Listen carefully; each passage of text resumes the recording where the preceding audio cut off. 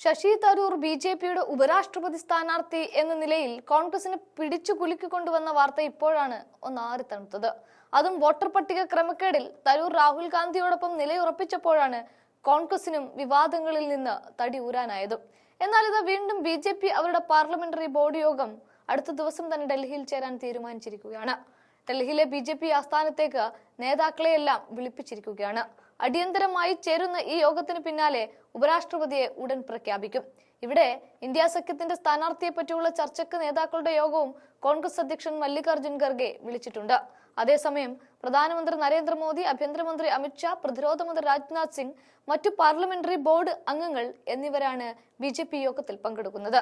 പ്രധാനമന്ത്രി നരേന്ദ്രമോദിക്കും ബി.ജെ.പി അധ്യക്ഷൻ ജെ.പി നദ്ദയ്ക്കും ഉപരാഷ്ട്രപതി സ്ഥാനാർത്ഥിയെ തീരുമാനിക്കാനുള്ള പൂർണ്ണ അധികാരവും നൽകി കഴിഞ്ഞു. ഇത് സംബന്ധിച്ച് എൻ.ഡി.എ നേതാക്കൾ പ്രമേയം ഏകകണ്ഠേനയാണ് പാസാക്കിയത്. ചന്ദ്രബാബു നായിഡു, നിതീഷ് കുമാർ തുടങ്ങിയവരുമായി പ്രധാനമന്ത്രി യോഗത്തിൽ സംസാരിക്കുകയും ചെയ്യും. ബി.ജെ.പിയിലെ ഒരു നേതാവിനെ തന്നെ ഉപരാഷ്ട്രപതിയായി നിശ്ചയിക്കുമെന്നതാണ് ഇപ്പോഴത്തെ സൂചന. നാമനിർദ്ദേശ പത്രിക നൽകാൻ എല്ലാ എൻ.ഡി.എ മുഖ്യമന്ത്രിമാരോടും ഉപമുഖ്യമന്ത്രിമാരോടും കഴിഞ്ഞ ദിവസം ഡൽഹിയിലെത്താൻ ബി.ജെ.പി നിർദ്ദേശം നൽകിയിട്ടുണ്ട്. കഴിഞ്ഞ ജൂലൈ 21 മുതൽ ഇന്ത്യയുടെ ഉപരാഷ്ട്രപതി കസേര ഒഴിഞ്ഞു കിടക്കുകയാണ്. ഏകദേശം ഒരു മാസം തികയാൻ ഇനി 5 ദിവസം മാത്രമേ ബാക്കിയുള്ളൂ. വി.എസ്. അച്യുതാനന്ദൻ എന്ന ഒരു നൂറ്റാണ്ടിന്റെ കമ്മ്യൂണിസ്റ്റ് നേതാവ് വിട പറഞ്ഞ രാത്രി എല്ലാ മാധ്യമങ്ങളും ലൈവ് കൊടുക്കുമ്പോഴാണ് ബ്രേക്കിംഗ് ന്യൂസായി ഇന്ത്യയുടെ ഉപരാഷ്ട്രപതി രാജിവെച്ചു എന്ന അപ്രതീക്ഷിത വാർത്ത വന്നത്. ഒരു നിമിഷം എന്താണ് രാജ്യ തലസ്ഥാനത്ത് നടക്കുന്നത് എന്ന് ജനാധിപത്യ വിശ്വാസികൾ ഉറ്റുനോക്കിയ സമയം. ആരോഗ്യപരമായ കാരണങ്ങളാൽ എന്ന ഒറ്റക്കുറിപ്പിൽ ജഗദീപ് ധൻകർ എന്ന ഉപരാഷ്ട്രപതി പടിയിറങ്ങുന്ന കാഴ്ചയാണ് കണ്ടത്. അതിനു പിന്നാലെ പ്രതിപക്ഷ സഖ്യത്തിന്റെ പ്രമേയത്തെ അംഗീകരിച്ചതിന്റെ ഭാഗമായി കലിപൂണ്ട മോദിയും അമിത്ഷായും പിടിച്ച് പുറത്തിട്ടതാണ് എന്ന് രാജ്യം മനസ്സിലാക്കുകയും ചെയ്തു.